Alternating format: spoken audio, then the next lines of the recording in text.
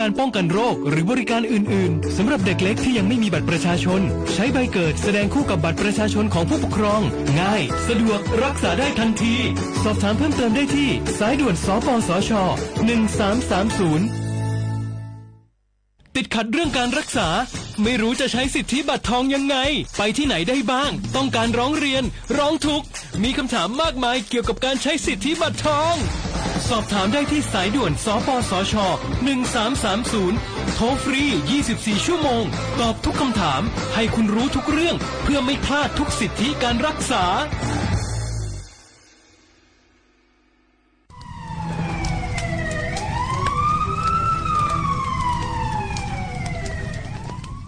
下话我们啥子判名我们家多去出边名嘛我们家吃懒来嘛是别人啊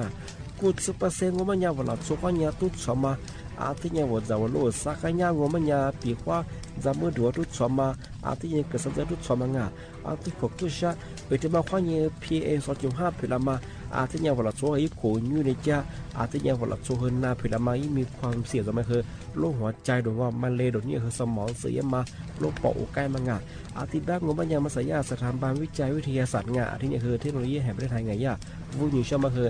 มาคือแต่คนแรกยี่จอละโคอัตุถัดสูมีฉากขาดมาอยู่จะมาเมื่อเขาลิบาลินมาเป็นซาบิวงามันยี่จอสูงโง่เนี่ยคือวอชงาสำนักงานวิจัยแห่งชาติงงา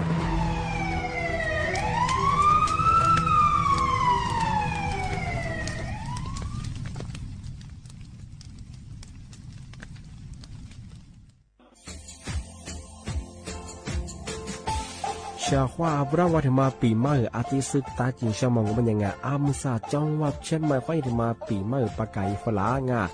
ที่5ที่เนี่ยของพวกค่อยยังว่า5 3次ที่เนี่ยซึ่งอีกคนอยู่ตรงนี้โฉดซึกกูกว่า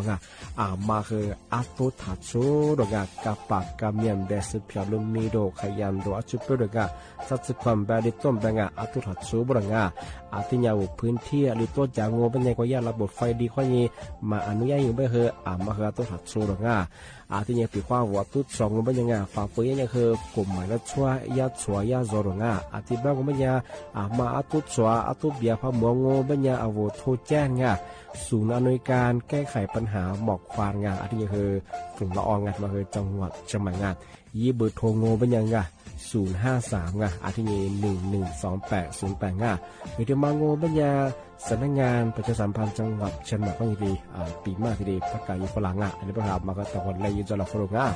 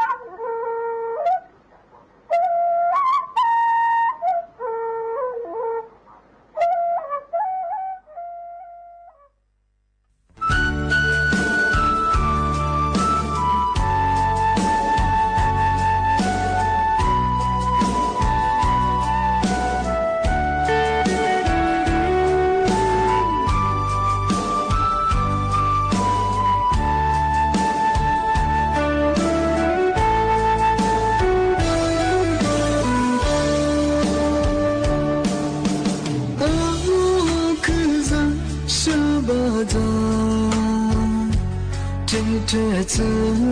努力我无马达，别的梦黑你别顾不到，可路也有点河，是这的数我接受，是那不苦啊。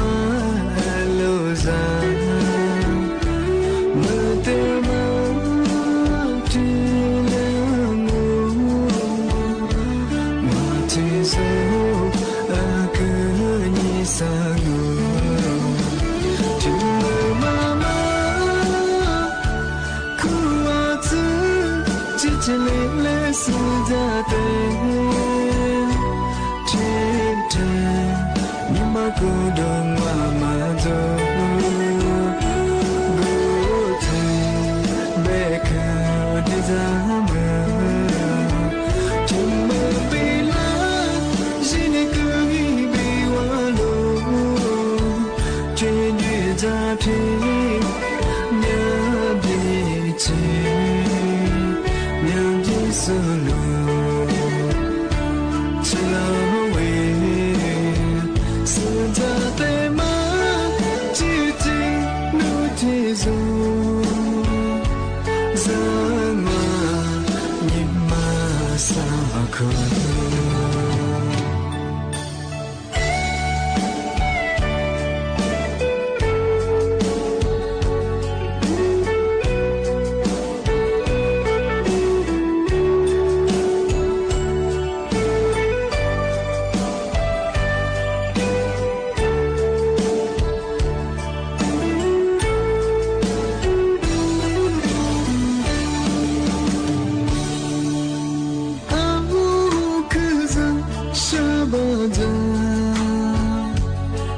这次努力我无马达，别的梦给你别顾不到，可路也有点河，是这对数我接受，是那不苦啊。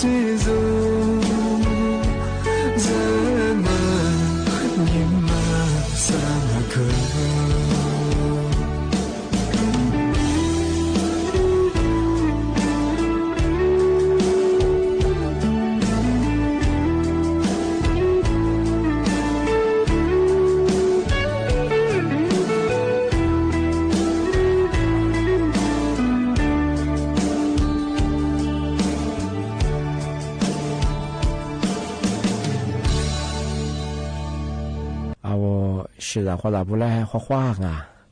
啊，我历史我多次的话不了，我历史我ปากกากู我เป็นย我历史我都จะมาทาจังหวัดใช่ไหมงะปัจจุบันแล้วดาสถานีวิทยุกระจายเสียงแห่งประเทศไทยจังหวัดใช่ไหมที่ริแบงงะวิทยุ都จะมางเป็นยยี่ระบบยา AMยี่ความถี่ของประเทศที่ตัวลี่ฮะสิจะโชว์ขึ้นกว่าตัวเนี่ยตัวหลังวิทยุเนี่ยที่ท่าว่า Facebook 和ไลฟ์สดจะ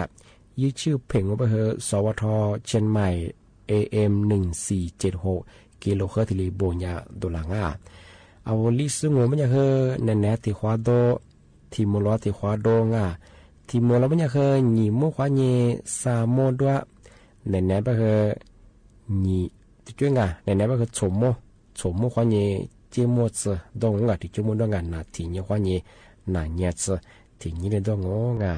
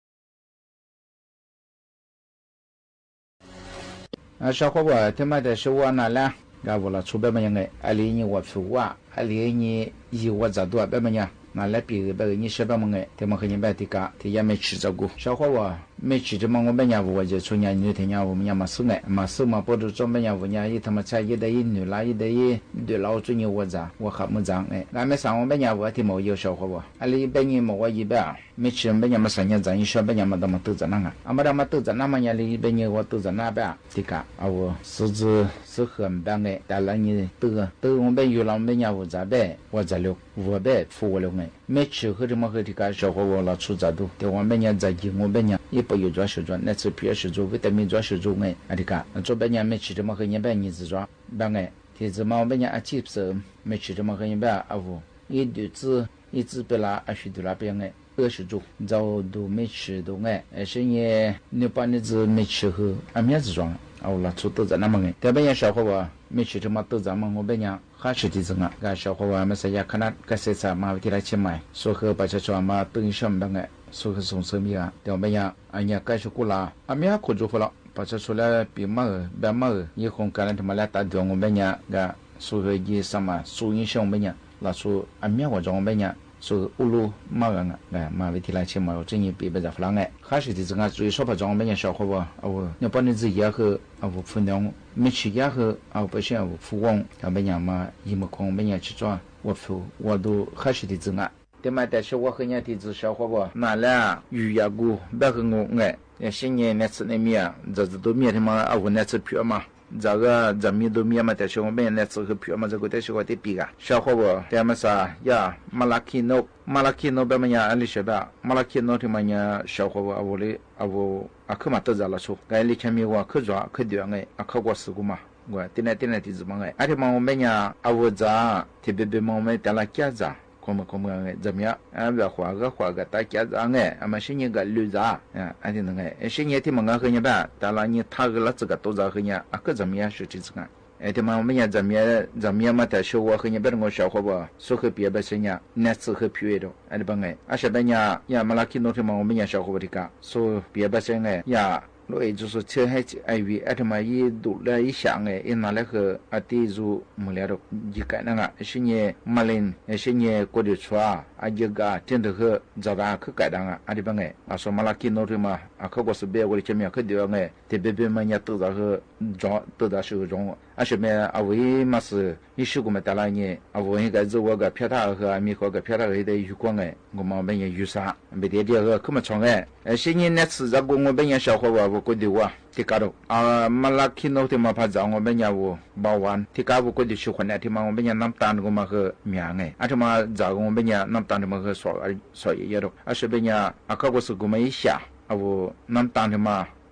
家里边不大和别说啊，我过的我这个当的，啊，提嘛也。入爽啊也，新年包完的来下达，哎，包完的嘛和改达了，新年说的885个人哎，一组6个人天年我才有血出多和，啊他们和啊的科目的哎，啊我才一票个的大家人的动物们呀没几嘛哎。啊，这么和行啊，啊，这么和那次票啊，这么啊，我讲起讲过包完的可这当啊，说的办哎，现在他妈的小和你们老爱，HIV 嘛这个和，俺年一回你等我现在吃你回来哎，说和是牛。我因查过嘛，手哎，啊，提大年然后多和啊，地质当啊，啊，说的呀，HIV 就送哎，晓得嘛，地和以后各位人哎，开送下个年啊，生意路下个年天没几嘛涨哎，啊，提啊，我加多啊，生意差加多啊，啊，提因差去多的嘛，我们讲啊，我一直咱们去甚至年行啊的办，要么不如做么年小伙伴和咱人哎，他妈的小伙和你别我小伙伴啊，我咋个呀？我去没有没听没忘哎，讲起讲过。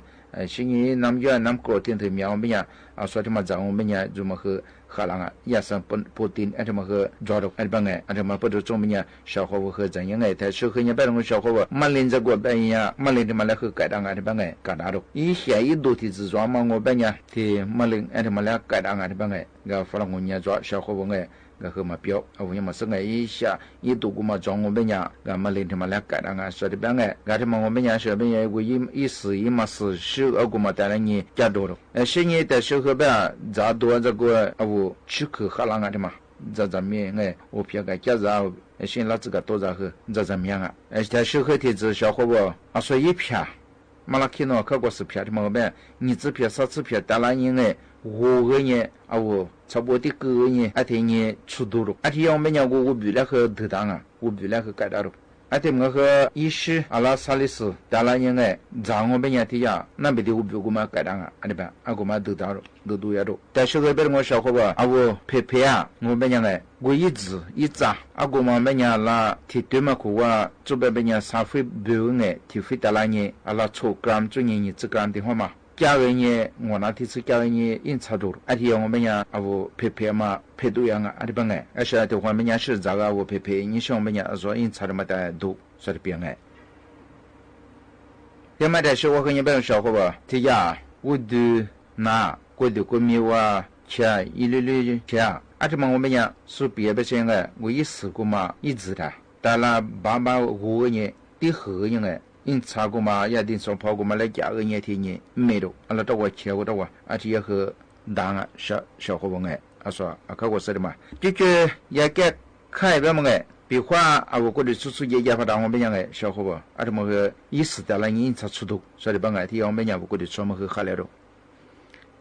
但是和提子小伙伴过去出啊，唯一让我们讲哎，意思一直过嘛提示的了人，一心都比较过度后过哎，而且呢。我查一片，阿里帮哎，阿他妈也够了，阿天也没查6个人哎，阿拉说别的些呢，提花嘛那呢错做呢吃干阿提炸，而且呢加多日率太多，说的帮哎，阿提样样啊我过去穿么和喝凉阿提帮哎，而且呢我过去穿过去过路裤穿我别讲哎，阿也阿提不当我别讲，意思。你自个嘛，就是到了你，俺你一个块心头是多过，而且点来5个人哎，加多了，而且哎，加多人才出动我们讲，而且嘛和啊我觉得一过了块出差嘛哎，而且嘛和两岸说的帮哎，但是和小伙伴啊我其实呢，些呢，去江西加挂，去我们讲，多个提当我们讲哎，小伙伴这么和讲危机到了，一结果嘛到了呢。阿拉初次干子，第一年咱当那个初次干，我不大好哎，阿个嘛加个年加多，哎不哎，提加多我们家我去是那么和海两岸说的不哎，我的我们家去是那我们家一早一个单，一季一个单哎，怎么个样？但是和别我小伙伴说别把钱呀，啊问些可是那个该自动的那不当我们样哎，我以为你自为吃的那年的后年才去哎。而且呢，我别因此了，别满不了当哎，没少付别当哎，而且嘛价格呢多了，而且多我们家喝两哎，说的帮哎，这个我觉得我哎，小伙伴，阿拉到我57了啊，而且嘛和人家我一直也是哎，阿个嘛大呢的后呢包，而且人家喝了了，是呢俺那苦啊，给小伙伴哎，阿嘛是呢阿里些提子各两哎，一那包装我们家，啊说我们大呢一片，啊我们大呢的包的没有了。是因为那出店嘛，我们家小伙伴一片助理嘛，第后个人哎，而且呢，肉破几件呢，加个人哎，而且嘛，我们家也买，而且帮哎，我那到啊，一拿出店我到买我们家喝了了，而且也继续和当哎，小伙伴也记他妈单一对面和，而且你吃没得咋吃拿，小伙伴他妈和我们家我也记一直的哎，细心的知道你对没有了，而且也和喝凉啊，说的帮哎。但是个格鲁切啊，或者国民来年来嘛切啊，你们哎，阿他妈买老票难，阿的帮特别买屋里孙伢格鲁帮哎，阿的头发装我们家小伙伴说的帮哎，我意思助理嘛，我嘛第后几个人哎，我到你们我到我也买个了，而且我们家我也拿头喝两个说的帮哎，这提起我提干小伙伴我也嘛生哎。啊，我咋讲哎？听你嘞，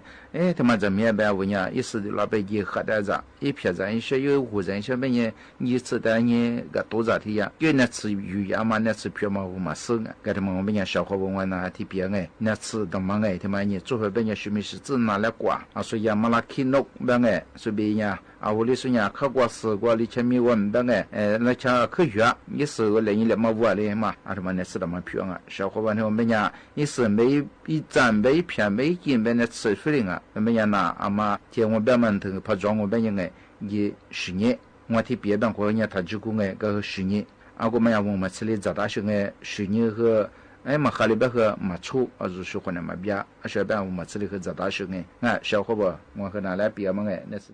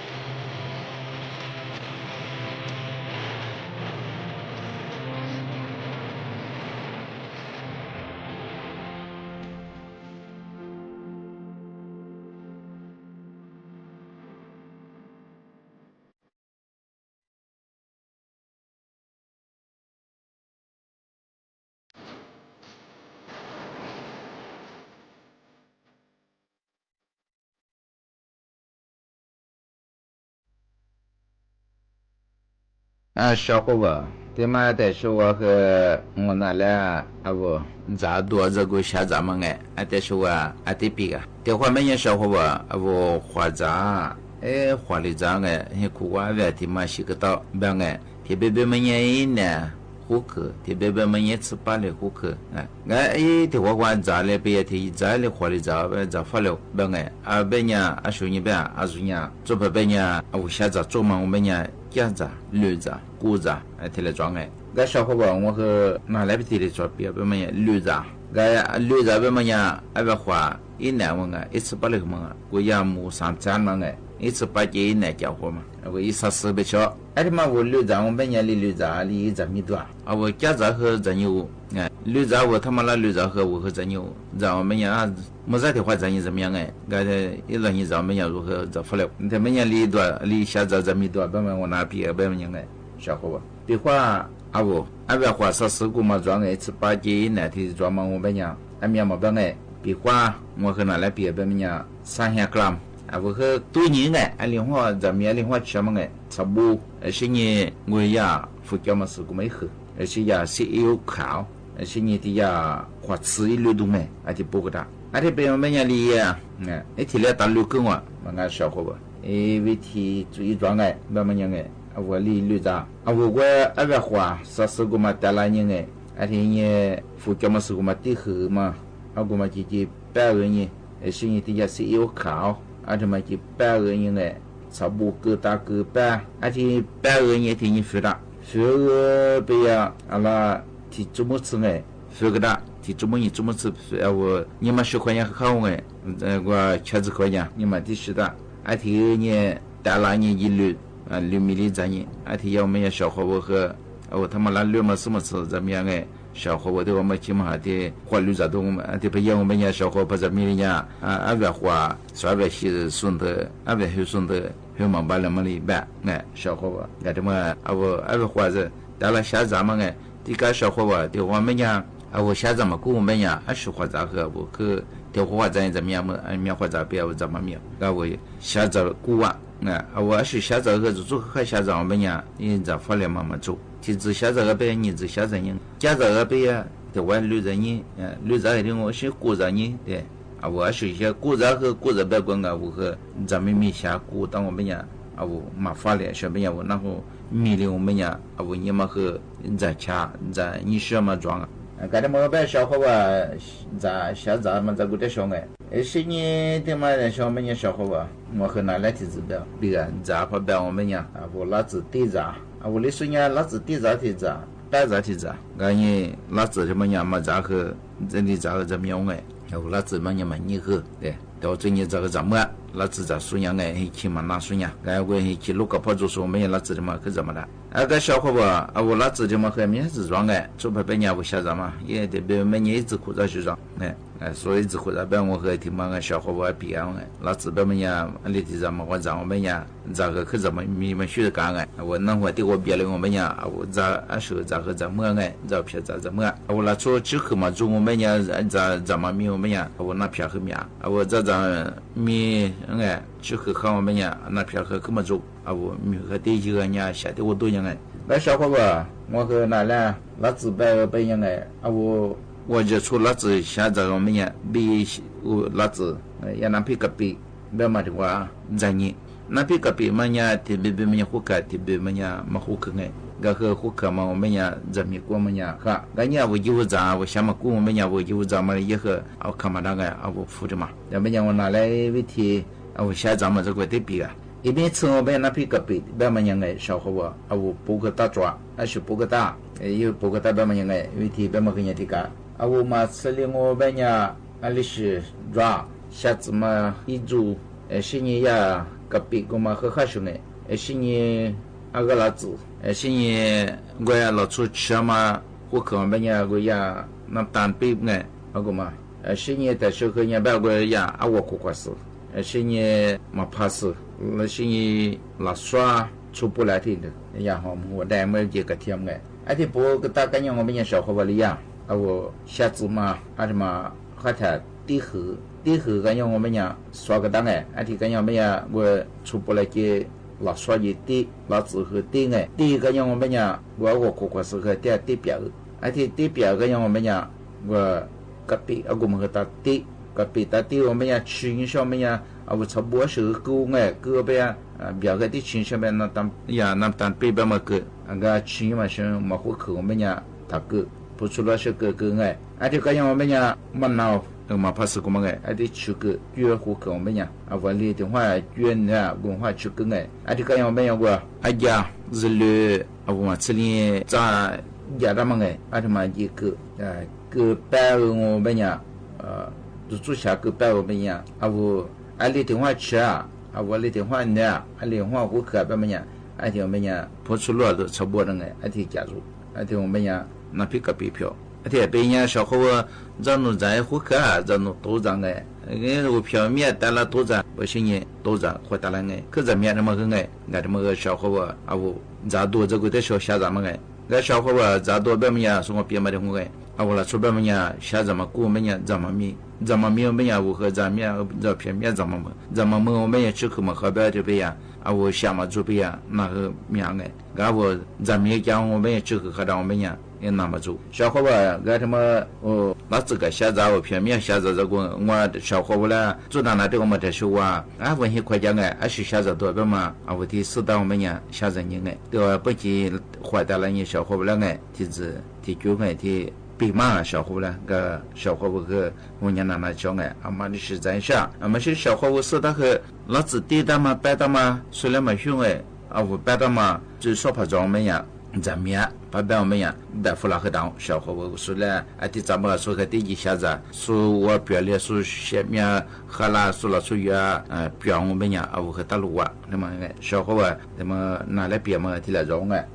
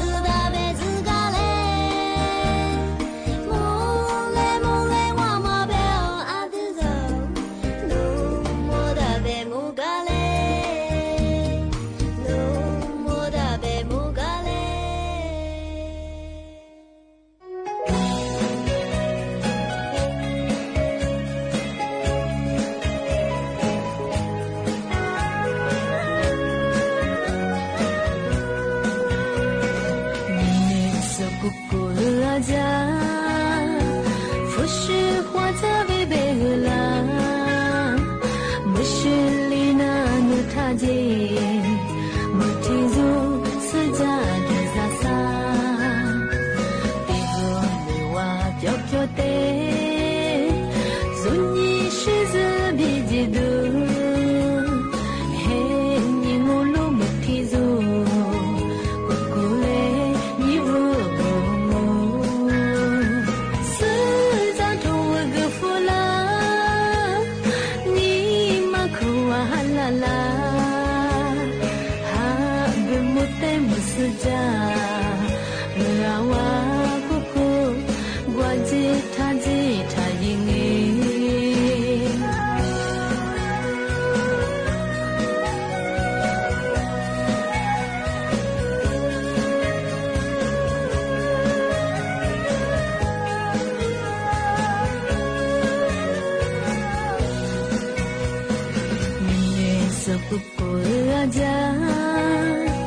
佛是花在为被荷兰，不是里那努他姐，我提足是家的啥啥，别个没话叫叫的，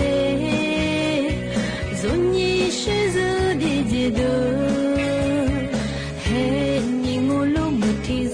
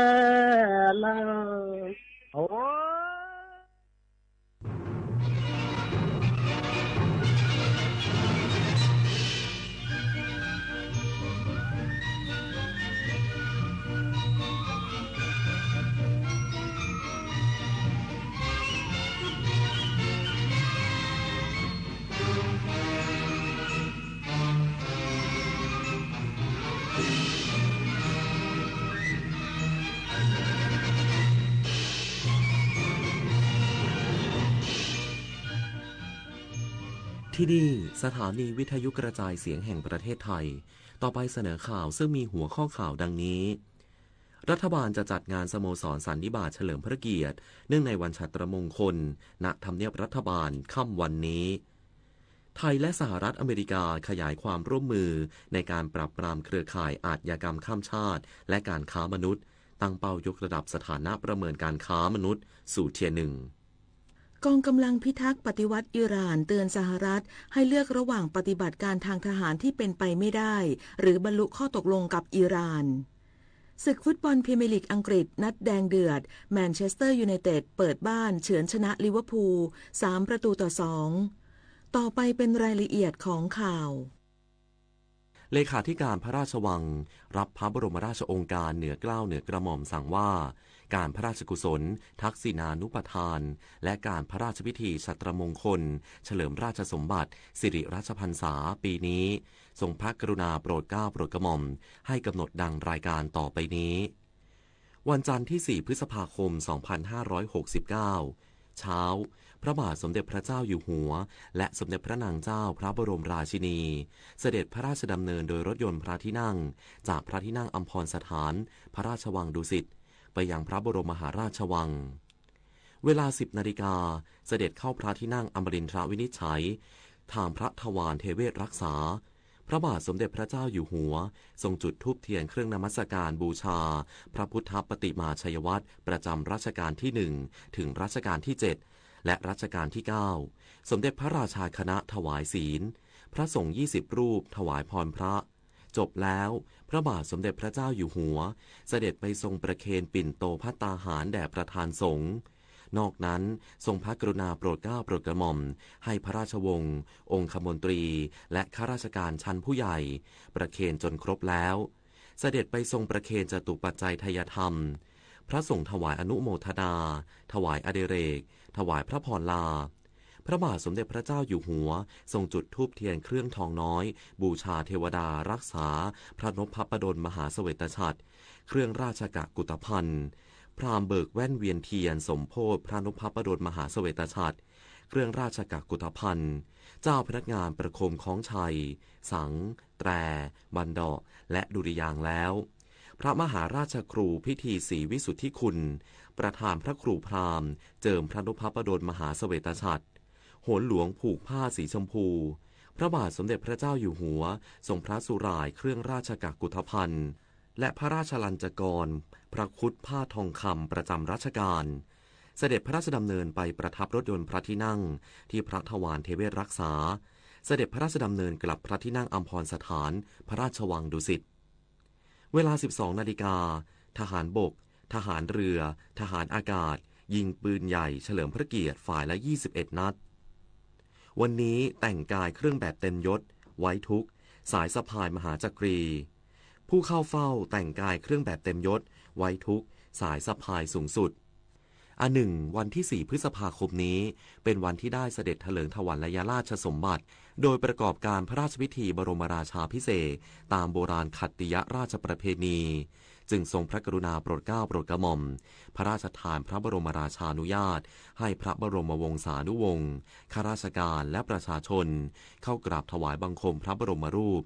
สมเด็จพระบูรพมหากษัตริยาธิราชที่ปราสาทพระเทพบิดรตั้งแต่เวลา 8 นาฬิกาถึงเวลา 17 นาฬิกาการนี้แต่งกายสุภาพเนื่องในโอกาสวันฉัตรมงคลสถานีวิทยุกระจายเสียงแห่งประเทศไทยขอเสนอสารคดีเทิดพระเกียรติชุดใต้ร่มพระบารมีจักรีวงศ์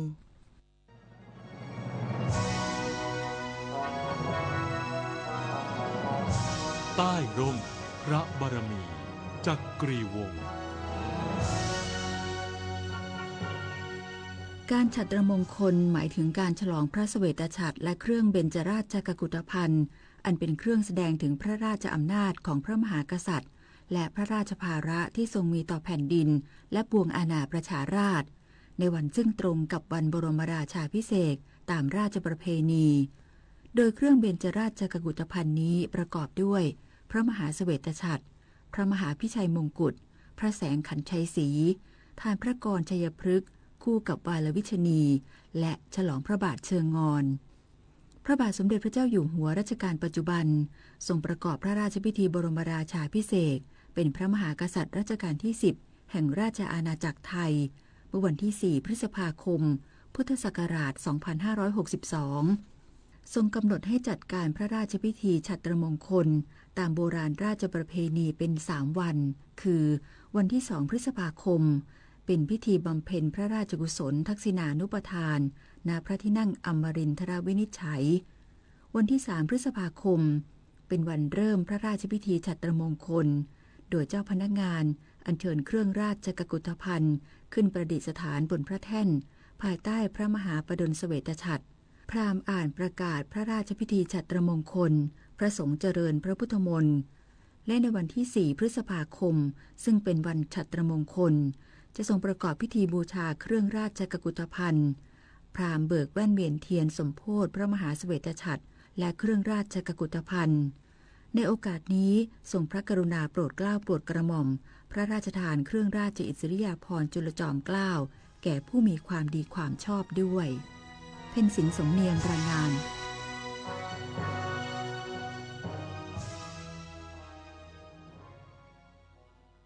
และในช่วงค่ำวันนี้รัฐบาลจะจัดงานสโมสรสันนิบาตเฉลิมพระเกียรติเนื่องในวันฉัตรมงคล 4 พฤษภาคม 2569 ณ ทำเนียบรัฐบาลพร้อมเชิญชวนประสบกนิกรร่วมถวายพระพรชัยมงคลนางสาวรัชดาธนาดิเรกโฆษกประจำสำนักนายกรัฐมนตรีเปิดเผยว่ารัฐบาลได้รับพระราชทานพระบรมราชานุญาตให้จัดงานสโมสรสันนิบาตเฉลิมพระเกียรติพระบาทสมเด็จพระเจ้าอยู่หัวเนื่องในวันฉัตรมงคลในวันนี้เวลา 19 นาฬิกา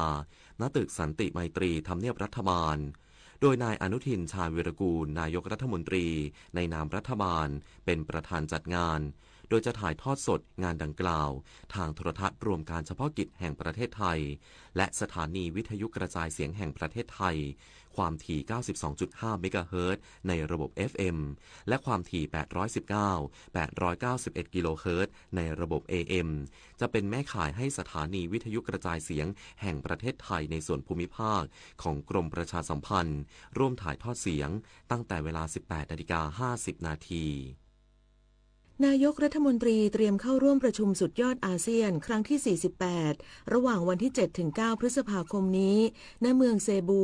สาธารณรัฐฟิลิปปินส์เดินหน้านโยบาย Beyond Thailand เสริมบทบาทไทยในภูมิภาค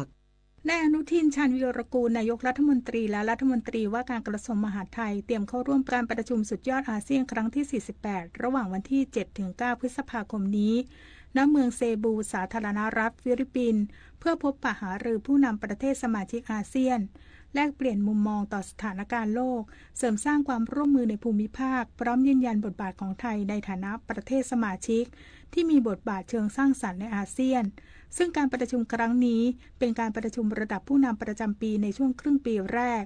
ซึ่งมีเฉพาะประเทศสมาชิกอาเซียนและแขกของประธานเข้าร่วมโดยนายกรัฐมนตรีจะใช้เวทีนี้ในการผลักดันความร่วมมือที่เป็นรูปธรรมและรักษาผลประโยชน์ของประเทศในมิติต่างๆท่ามกลางบริบทโลกที่มีความผันผวนทั้งด้านภูมิรัฐศาสตร์เศรษฐกิจและความมั่นคงวาสนาตระเกตรายงานไทยและสหรัฐอเมริกาขยายความร่วมมือในการปราบปรามเครือข่ายอาชญากรรมข้ามชาติและการค้ามนุษย์ตั้งเป้ายกระดับสถานะประเมินการค้ามนุษย์สู่เทียร์ 1สร้างภาพลักษณ์ประเทศและความเชื่อมั่นทางเศรษฐกิจของประเทศนางสาวรัชดาธนาดิเรกโฆษกประจำสำนักนายกรัฐมนตรีเปิดเผยว่าตามที่นายอนุทินชาญวีรกูลนายกรัฐมนตรีและรัฐมนตรีว่าการกระทรวงมหาดไทยได้แถลงนโยบายต่อรัฐสภาในการปราบปรามเครือข่ายอาชญากรรมข้ามชาติการปราบปรามขบวนการสแกมเมอร์เป็นวาระแห่งชาติโดยมีผลงานดำเนินคดียึดและอายัดทรัพย์สินนายเบนสมิธยิมเลียกับพวกรวมมูลค่ากว่า 20,000 ล้านบาทและขยายผลเพิ่มเติมไปยังกลุ่มอื่นครอบคลุมการกระทำผิดที่ใช้ประเทศไทยเป็นฐานการฟอกเงินอีกทั้งยังมีการทลายเครือข่าย call center ขนาดใหญ่บริเวณชายแดนไทยกัมพูชาซึ่งพบผู้ถูกบังคับใช้แรงงานกว่า 10,000 คนจากหลายสัญชาติที่ถูกหลอกลวงและบังคับใช้แรงงานในลักษณะโรแมนต์สแกมและการหลอกลวงให้ลงทุนทั้งนี้จากการหารือร่วมกันระหว่างไทยสหรัฐณกรุงวอชิงตันดีซีเมื่อวันที่ 21-25 เมษายนที่ผ่านมาทั้งสองฝ่ายจะยกระดับความร่วมมือให้เกิดผลอย่างเป็นรูปธรรมทั้งด้านการปราบปรามแก๊งคอลเซ็นเตอร์ข้ามชาติการค้ามนุษย์และอาชญากรรมออนไลน์รวมทั้งจะแลกเปลี่ยนข้อมูลและกำหนดแนวทางการทำงานเชิงลึก ซึ่งจากนโยบายรัฐบาลสู่การปฏิบัติอย่างจริงจังเชื่อว่าประเทศไทยจะสามารถตั้งเป้ายกระดับสถานะจากการประเมินการค้ามนุษย์จากเทียร์ 2 ต่อเนื่อง 4 ปีสู่เทียร์ 1 เพื่อเสริมภาพลักษณ์ประเทศและสร้างความเชื่อมั่นต่อเศรษฐกิจการลงทุนและการท่องเที่ยวผลิตนาถ ขวัญแสนสุขรายงานประชาชนให้ความสนใจเลือกซื้อสินค้าอุปโภคบริโภคราคาประหยัดในโครงการไทยช่วยไทย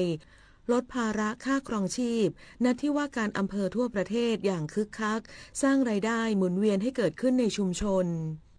นายกรณิต นนจุ้ยโฆษกกระทรวงพาณิชย์เปิดเผยถึงผลการสำรวจการจำหน่ายสินค้าราคาถูกภายใต้โครงการไทยช่วยไทยลดภาระค่าครองชีพณที่ว่าการอำเภอทั่วประเทศภายหลังเปิดตัวโครงการเมื่อวันที่1 พฤษภาคมที่ผ่านมาพบว่าประชาชนให้ความสนใจออกมาเลือกซื้อสินค้าอุปโภคบริโภคอย่างคึกคักในทุกภูมิภาคเนื่องจากมีสินค้าจำเป็นในราคาประหยัดให้เลือกหลากหลายและไม่ต้องเดินทางไกลบ้านนอกจากนี้หลายจังหวัดยังรายงานว่าผู้ประกอบการสินค้าชุมชนได้รับประโยชน์จากการที่ประชาชนเข้ามาจับจ่ายใช้สอยเพิ่มขึ้นส่งผลให้เกิดรายได้หมุนเวียนในชุมชนโดยสินค้าที่จำหน่ายในโครงการมีสินค้าจากห้างค้าส่งค้าปลีกและผู้ผลิตสินค้าซึ่งเป็นสินค้า House Brand และแบรนด์รองรวมกว่า 3,000 รายการซึ่งมีราคาถูกกว่าท้องตลาดประมาณ20%และเมื่อนำมาจัดโปรโมชั่นสามารถลดราคาสูงสุดได้ถึง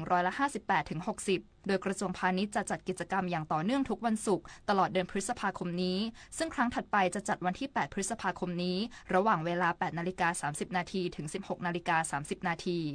ปุริมปัสโสภาภาครายงาน